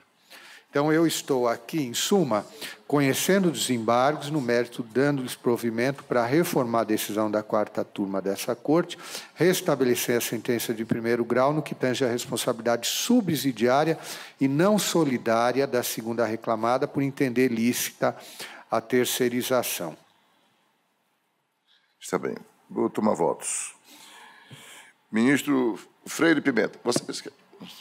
Ministro Freire Pimenta. Pois não, senhor presidente, eu peço vênia ao eminente ministro Vistor para acompanhar integralmente o relator, que, no seu voto, reflete a jurisprudência absolutamente pacífica desse tribunal como um todo e da STI a respeito desse tema, que se refere a uma controvérsia não alcançada pela nova Lei 3.467, e quanto às questões bem colocadas na divergência, nós vamos enfrentá-las para o futuro nos casos pertinentes. Eu peço todas as vênias, acompanho o relator.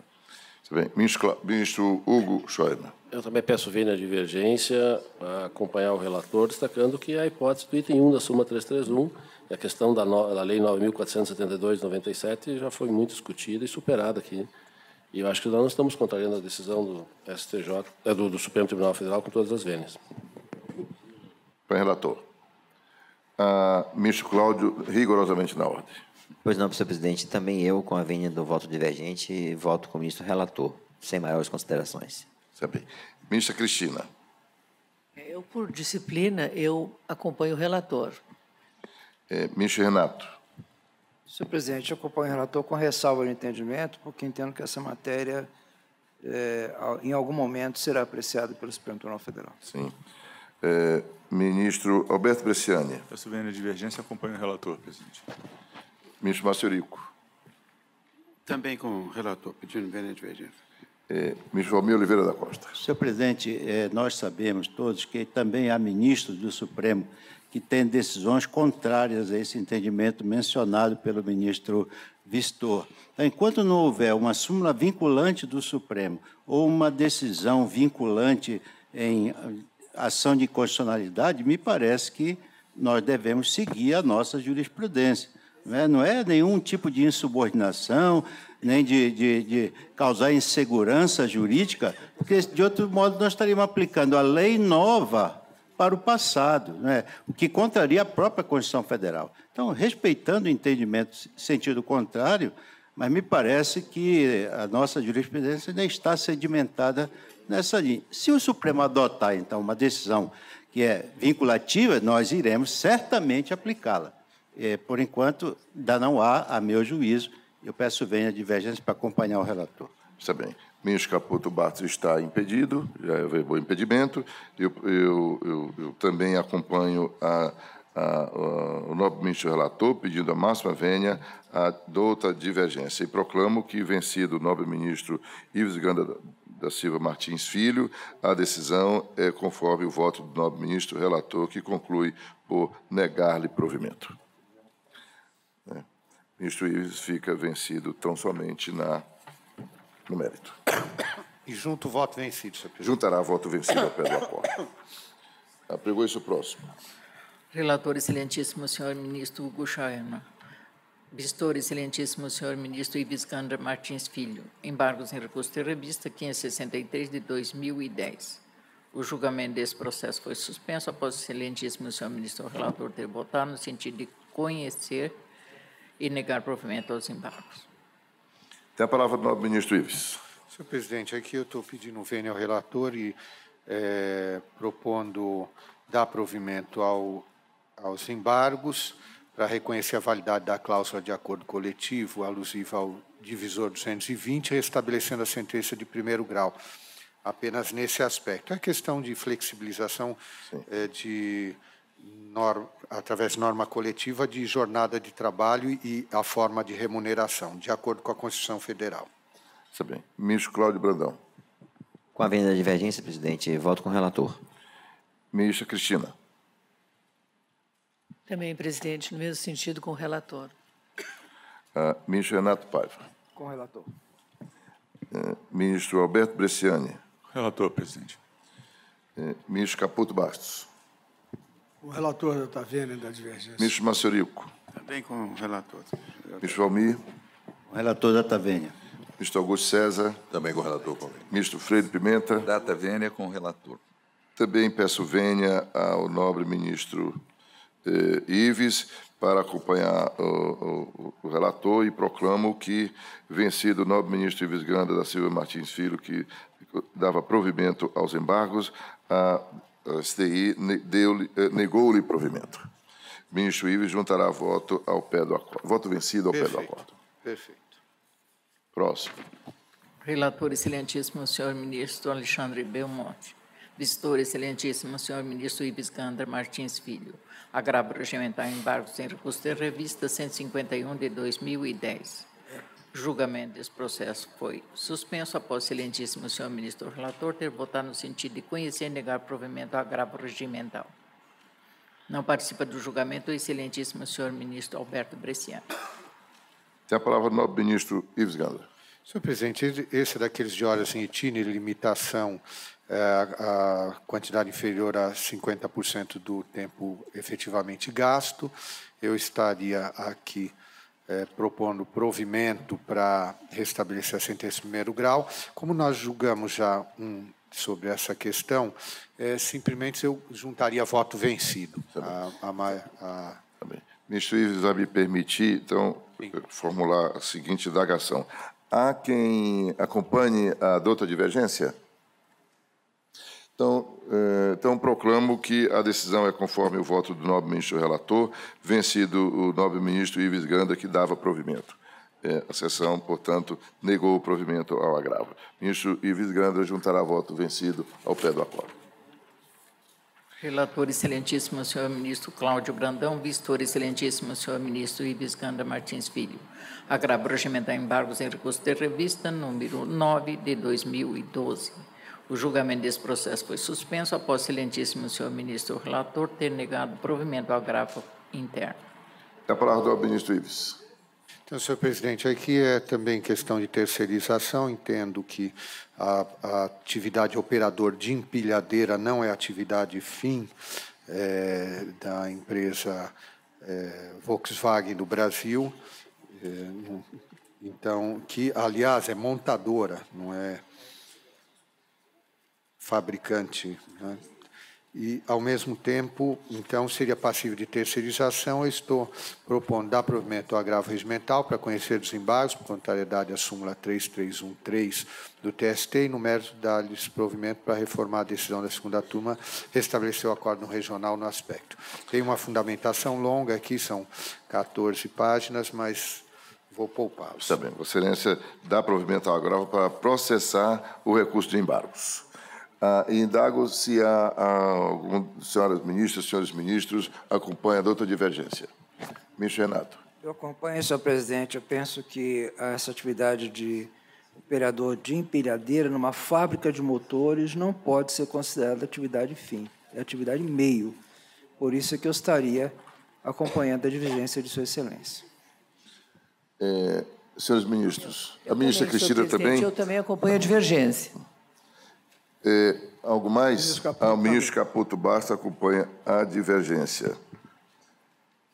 Senhores ministros, então,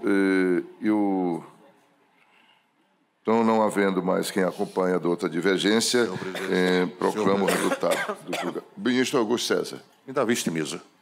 Vista e mesa ao nobre ministro Augusto César. Apregou isso próximo. Relator excelentíssimo senhor ministro Cláudio Brandão, visitor excelentíssimo senhor ministro Ives Ganda Martins Filho. Embargos em recurso de revista 341 de 2012. O julgamento desse processo foi suspenso após o excelentíssimo senhor ministro relator ter votado no sentido de conhecer e dar provimento aos embargos, e a excelentíssima senhora ministra Maria Cristina Peduzzi no sentido de conhecer e negar provimento. Tem a palavra o nobre ministro Ives. Esse aqui eu estou acompanhando o relator. Acompanha o relator. E juntaria voto convergente. Juntará voto convergente. A ministra Cristina, que não conhece... mas são embargos. Vamos não, eu nego prosseguir tomando votos. Eu neguei provimento, Vossa Excelência, Nega provimento. Mas eu vou tomar voto, ministro, que trata-se de embargos, realmente é preferível. Vossa Excelência mantém o voto. E ministro Renato Paiva. Senhor presidente, eu conheço, mas pela súmula 126, não por divergência. E no mérito acompanho o relator. Acompanha Vossa Excelência acompanha o relator. Provê. No mérito, sim, mas eu conheço por sim, 126. Por conta da súmula 126. Está bem. Ministro Alberto Bresciani. Senhor presidente, peço vênia a divergência e acompanho o relator. Ministro Caputo Bastos. Eu estou acompanhando integralmente o relator nesse caso, presidente. Ministro Márcio Eurico. Ministra Maria Cristina divergiu, não é? Sim. Eu divergi e apresentei voto no sentido de negar provimento, porque entendo que, havendo remuneração diferenciada, a gratificação de função inferior a 40% não impede o enquadramento na previsão do artigo 62, inciso 2, substancialmente. Eu me situei aqui. Eu vou pedir vênia ao relator para acompanhar a divergência da ministra Maria Cristina. Acompanhar a divergência. Ministro Valmir Oliveira. Senhor presidente, eu também votava com a ministra Peduzzi, mas eu fui vencido aqui na SDI, não prevaleceu a tese.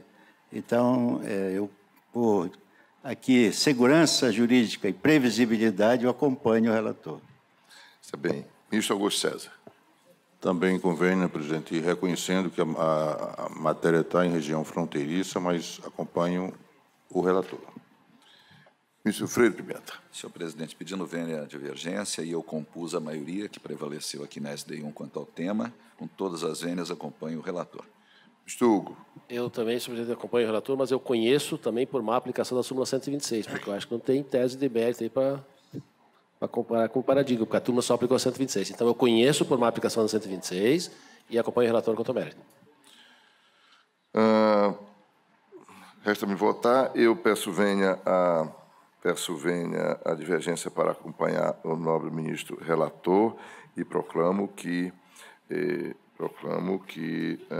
a SDI, por maioria de votos, por unanimidade, conheceu do recurso de embargos, sendo que o ministro Renato Paiva e Hugo Scheumann conheceu por contrariedade, por uma aplicação da súmula 126. E no mérito, vencidos a nova ministra Maria Cristina Peduzzi e o ministro Márcio Eurico, que negavam-lhe provimento, a SDI deu-lhe provimento nos termos do voto do nobre ministro relator. A ministra Maria Cristina juntará voto? Sim. Requeiro juntada de voto vencido. Juntará voto e o ministro Márcio Eurico se subscreve, né? Adere.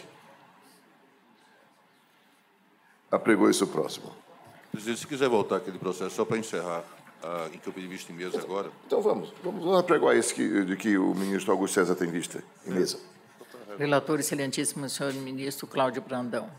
Agravo procedimento a embargos e recursos de revista, número 9 de 2012. Tem a palavra o nobre ministro Augusto César. Eu estou acompanhando o relator, presidente. Acompanho o nobre ministro relator. Cadê o... Senhor presidente, pela ordem. É o 9. Não, ministro Márcio Eurico. Eu vou rever meu voto nesse aqui, porque, de fato, verificando aqui também o processo, o acórdão regional não traz maiores elementos, ele é muito parco aí de informações. Mas, num trecho, consta que a atividade do operador é auxiliar na produção motor. Não me parece que isso caracterize atividade fim, portanto, eu acompanho data vênia a divergência. Sim. Parece que o ministro... Vossa Excelência está agora acompanhando a divergência. Sim. Provendo, portanto, os embargos, o agravo. E o ministro Bresciani? Porque ele estava com vista em mesa ao ministro Augusto César, e aí agora o ministro... Acho que eu já tinha votado nisso, mas acompanho o relator. Ministro Alberto Bresciani. Ministro Valmir Oliveira da Costa. Senhor presidente, eu estou acompanhando aqui o ministro relator. Ministro Freire Pimenta. Esse é o processo do ministro Cláudio Brandão e eu estou acompanhando o relator pedindo vênia. Ministro Hugo Schoimer. Eu também convenho a divergência, acompanho o relator. Neste caso, eu estou pedindo vênia ao nobre relator para acompanhar a divergência, provendo o agravo, não em razão da atividade se natureza de ser fim ou meio, mas por conta da divergência que autoriza examinar essa questão lá nos embargos. Eu peço vênia ao relator para acompanhar a divergência e proclamo. 1, 2, 3, 4, 5, 6. Olha só. Empatou. Vamos ao juízo da relevância. Terceirização é um assunto muito debatido. Eu consulto se nós vamos aguardar os votos, os colegas ausentes, para prosseguir, porque empatou. E eu tenho por relevante essa matéria, conquanto a nova conformação legislativa esteja na luz hoje, mas indago se há alguma ponderação diversa da minha proposição. Ministro Renato, está de acordo? Sim, senhor presidente. Eu penso que, regimentalmente, nós teríamos que adiar para a próxima sessão e colher os votos dos ministros ausentes. Essa é a proposição. Exato. Tá bem. Então, estou de acordo também. Estou de acordo, senhor presidente. Como relator, não me opõe, presidente. Então, proclamo que o julgamento desse feito fica adiado com o fim de se tomar votos dos nobres ministros que se encontram ausentes hoje, justificadamente, é claro. Trata-se do ministro Lélio Bentes Corrêa e do ministro Vieira de Melo Filho. Bem? Então, a secretaria anotará e se na próxima semana puder, já virá à mesa. E peço que encaminhe notas degravadas a esses ilustres ministros que votarão nesse feito. Ministro Ives, agradeço enormemente a Vossa Excelência e limpou a pauta da SDI, ministro? Agora eu limpei, senhor presidente. E agradeço tanto a paciência de Vossa Excelência como de todos os colegas. Eu queria, pelo menos, consignar aqui meu pensamento em relação a vários desses temas, e agora fico também com a alma aliviada. Está bem, estamos em paz. Encerrados os feitos que estavam vinculados ao nobre ministro Ives, vamos prosseguir. O ministro Breno chegou. E tem vamos àquele em que tem vista em mesa, vamos apregoar aquele que tem vista em mesa, o ministro Augusto César. Relator excelentíssimo, senhor ministro Ives Ganda Martins Filho. Embargos em agravo em recurso de serviço 1651 de 2014. Vista em mesa concedido, excelentíssimo senhor ministro Augusto César de Carvalho. Bom, então, o ministro... Tem vista regimental, né, presidente? Está bem. O ministro Marciorico disse que, de fato, ainda não estão em pauta os que têm vista regimental. Equivocadamente, eu acho que mas já estão liberados hoje, para a secretaria. Sua Excelência já está em condições de proferir voto. E esse fica transformado a vista em mesa do ministro Augusto César em vista regimental. Está bem, ministro Augusto César? Está bem, presidente. Bom, agora estamos uma vista regimental do nobre ministro Hugo Schoimer. Pode apregoar. Relator excelentíssimo, senhor ministro Augusto César de Carvalho. Embargos em recurso de revista 81.200 de 2008. Embargante Laci Terezinha, embargados Fundação BRT-Prev e Brasil Telecom S.A. Neste processo, há registro de impedimento do excelentíssimo senhor ministro Caputo Bastos. Então, tem a palavra o nobre ministro Hugo Schoimer. Pois não, senhor presidente, o meu voto é convergente. Trata de diferença e complementação de aposentadoria, onde houve opção pelo novo plano de aposentadoria da BRT-Prev, e a questão diz respeito aos descontos a título de contribuição do assistido. O eminente relator, para recordar, o ministro Augusto César, ele propõe o conhecimento do recurso de embargos interposto pela reclamante por divergência jurisprudencial, mas, no mérito, o seu desprovimento. Eu pedi vista regimental principalmente porque, da tribuna, foi citado um acordo na minha relatoria e uma advertência de que nós estaríamos decidindo de forma distinta em processos julgados anteriormente. Mas, eu analisando aqui o acordo do Tribunal Regional, eu constato que o objeto da presente ação se constitui em 3 pontos principais. O primeiro respeita à diferença e complementação da aposentadoria ao recálculo do SRB, o salário real e benefício. A segundo é a suspensão de contribuição e o terceiro, diferença e complementação da aposentadoria, isonomia, reajustes concedidos de forma discriminatória. E ao julgar o recurso ordinário da reclamante, o Tribunal Regional deu provimento apenas quanto a um dos temas, que é a suspensão da contribuição. Em relação aos demais temas, embora o Tribunal tenha afastado os efeitos decorrentes da migração com base na súmula 288, no artigo 468, negou o provimento da pretensão do reclamante. Então, aqui, a discussão que vem para cá fica tão somente relativamente à questão da contribuição, quer dizer, ao pedido de suspensão. E o recurso de embargos, agora em julgamento, se sujeita a essa limitação, evidentemente. E aí, com essa premissa, eu verifico também que não possui especificidade com a questão hora em debate aqueles julgamentos que foram referidos na tribuna, com todas as vênias.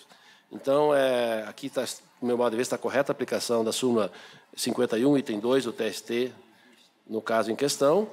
Inclusive, eu relatei um caso análogo recentemente, agora em 22 de novembro de 2007, na primeira turma, com a mesma matéria. Então, eu acompanho o eminente voto do relator no sentido de conhecer e negar provimento ao recurso de embargos reclamante. Nega provimento. Ministro Freire Pimenta. Eu também acompanho o eminente relator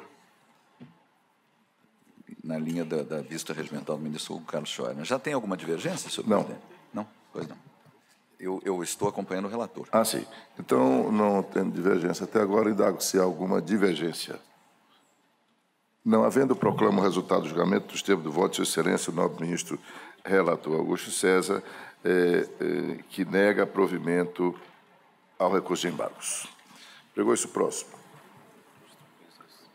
Relator excelentíssimo senhor ministro Hugo Scheuer. Embargos declaratórios em agravo e embargos em recurso de revista 2408 de 2013. Embargo ante Alexandre Cristian de Jesus Noleto, embargados Caixa Econômica Federal e Ordem dos Advogados do Brasil. Tem a palavra o nobre ministro relator. Pois não, senhor presidente. Trata-se do embargo de declaração interposto pelo reclamante e houve uma decisão monocrática em que foi denegado seguimento aos embargos, o reclamante interpôs agravo, que foi desprovido, e agora, então, eu pôs embargo de declaração. Ele aponta a omissão na decisão quanto ao registro contido no paradigma ED-ERR 73.549/2006, no sentido de que a previsão em edital de jornada de 8 horas não configura regime de contratação exclusiva. E 2, a juntada de cópia de inteiro teor do paradigma ED-ERR 73.549/2006 nos moldes da súmula 331-1A do TST. Então, em relação a esses 2 aspectos. Em relação ao paradigma ED-ERR 73.549/2006, foi consignado na decisão embargada que sua ementa não é específica. Foi explicitado ainda que a fundamentação desse julgado paradigma, na qual há registro que a previsão edital da jornada de 8 horas não configura regime de identificação exclusiva, não foi considerada para fins de aferição da divergência, pois não atendidos os requisitos da súmula 337.4.5 do TST. Não foi considerada, todavia, por essa subseção, a circunstância de que, além de ter indicado a data de publicação do efeito do paradigma no DEJT, o reclamante juntou cópia do inteiro teor do paradigma e declarou, sob sua responsabilidade, nos termos da súmula 830, que os acordos que acompanham a presente insurgência são cópias fiéis extraídas do sítio do TST. Então, não houve uma premissa equivocada da minha parte em relação a esse aspecto. Então, efetivamente, na verdade, restaram observadas as disposições contidas na súmula 337-1A, de modo a possibilitar o exame da fundamentação do acórdão paradigma para fins de aferição do discente de teses. E aí, analisando a tese, eu verifico que a egrégia turma, foi a quarta turma, ao julgar o recurso de vista, considerou que, tratando-se de empregado admitido na vigência da Lei 8.906/94, adotou o entendimento no sentido de que o edital do concurso público, abro aspas, havia previsão de que o candidato aprovado no cargo de advogado seria contratado para trabalhar 8 horas diárias e 40 semanais, o que equivale ao regime de dedicação exclusiva. Então, além dessa formalidade, formalmente válido, ele é específico, porque, na verdade, aqui isso não se discute a questão se o edital faz lei entre as partes ou não. A questão que é discutida aqui é que se aquilo que está dito no edital equivale ou não à dedicação exclusiva. Essa é a questão. Então, por isso que ele é específico em relação a esse aspecto. E, por isso, eu estou propondo acolher os embargos de declaração, com a concessão de efeito modificativo, para, sanando essa omissão, dar provimento ao agravo para processar o recurso de embargos. Senhores ministros, senhora ministra, alguma divergência? Não havendo, proclamo o resultado do julgamento nos termos do voto proferido pelo nobre ministro relator, registrando a presença ilustre do doutor Guilherme Campelo Bezerra, que patrocina o embargante. Pregou-se o próximo. Relator, excelentíssimo senhor ministro Alberto Bresciani. Agravo embargos em recurso de revista 9.951.500 de 2005. Agravante 7, Sociedade Educacional Tuiuti Limitada. Agravada Cimara Carvalho Duarte. Tem a palavra o nobre ministro relator. Senhor presidente, a egrégia sexta turma deu provimento ao recurso de revista da reclamante para determinar a sua reintegração ao emprego, considerando abusiva, por violação da boa-fé objetiva, a dispensa sem justa causa, efetuada 2 meses após a divulgação da avaliação do MEC, com a validação do curso para o qual a autora, com o título de doutorado, fora contratada. Não se configura hipótese excepcional de conhecimento do recurso de embargos por contrariedade à súmula de natureza processual. No que tange a alegada contrariedade à súmula 422, efetivamente a relimitou-se a transcrever o recurso de revista da autora e, ao final, afirmar que fica absurdamente claro que a obreira nem mesmo enfrentou todos os fundamentos da decisão recorrida em seu recurso de revista, sendo certo que o acórdão ora embargado, ao conhecer do recurso, violou a súmula 422, aspas. Assim, tal como consta da decisão recorrida, a ré não indicou o ponto que a reclamante deixou de impugnar, nem está claro qual seria. Também não se verifica contrariedade à súmula 126, uma vez que a turma não revolveu fatos e provas, mas, examinando o quadro fático descrito pelo regional, deu um novo enquadramento jurídico à situação posta. Já o aresto colacionado é inespecífico, na forma do artigo da súmula 2906.1 desta Corte, pois trata da aplicação do artigo 62.2 da CLT ao bancário gerente geral de agência, situação fática alheia ao caso dos autos. Eu conheço do agravo, mas lhe nego o provimento. Pegarei a sessão. Não havendo divergência, proclamo o resultado do julgamento nos termos do voto de excelência do nobre relator, registrando a presença ilustre da doutora Heloísa Helena Nogueira, pelo agravado. Pela agravada. Pregou-se o próximo. Relator, excelentíssimo senhor ministro Valmir Oliveira da Costa. Agravo embargos em recurso de revista 1669 de 2012. Agravante Petróleo Brasileiro S.A., agravado Silvio Alexandre Almeida de Souza. Neste processo, ao registro de impedimento dos excelentíssimos senhores ministros Maria Cristina Peduzzi e Caputo Bastos. Tem a palavra o nobre ministro relator. Senhor presidente, agravante a Petrobras, o tema é conhecido, petroleiro, hora de repouso e alimentação, edição do percentual, norma coletiva, há divergência jurisprudencial, ao meu juízo, é válida e eu, portanto, proponho dar provimento ao agravo para julgar o recurso de embargo. Senhores ministros, ministra Cristina, não havendo divergência, proclamo o resultado do julgamento. Esse eu estou impedindo. Ah, Vossa Excelência está impedida nesse? Tá, né? Então a ministra Cristina não compõe o quórum no julgamento desse feito.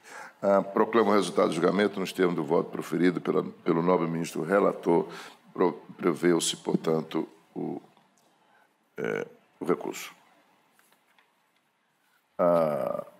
Registre a presença do ilustre advogado da tribuna. Doutor Joeni. Não? Perdão, presidente. É Felipe Nader. Doutora Joeni não pôde vir. Está bem, desculpe. Eu dei meu nome para Está bem, está bem. Está registrado aqui já, a doutora Janira já captou. Encerraram-se as preferências. Tem uma vista regimental aqui do ministro Caputo Bastos. Vamos apregoar, ministro Caputo Bastos. Pode apregoar, doutora. Relator, excelentíssimo senhor ministro Augusto César de Carvalho. Embargos em recurso de revista 10.164 de 2013. Tem a palavra, Vossa Excelência, ministro Caputo. O relator conhece do recurso por divergência e, no método, nega-lhe provimento. Presidente, eminentes colegas, como só ocorrer, com frequência acompanho o eminente relator, o ministro Augusto César Leite Carvalho, pelo conhecimento no mérito, pelo não provimento dos embargos e peço a juntada de voto convergente, senhor presidente. Está bem. Há alguma divergência? Não havendo, proclamo o resultado do julgamento dos termos do voto de excelência do nobre relator e o ministro Caputo Bastos juntará voto convergente. Tem uma vista regimental do ministro Agra. Acabei de ser informado que sua excelência não virá hoje. Portanto, não vamos apregoar para adiar. Relator, excelentíssimo senhor ministro Valmir Oliveira da Costa. Vistor, excelentíssimo senhor ministro Alexandre Belmonte. Agravo regimental embargos em recurso de revista 473 de 2011. Esse feito fica adiado para a próxima sessão em razão da impossibilidade do nobre ministro Agra comparecer à sessão nesta manhã. Fica na secretaria, nem precisa fazer concurso para Sua Excelência. A nossa homenageada acaba de afirmar que não há mais processo e questão de julgamento nesta sessão, e cumprimento todos os colegas que souberam fazer dessa sessão uma produtiva e feliz. Declaro encerrada a sessão, agradecendo a todos os colegas.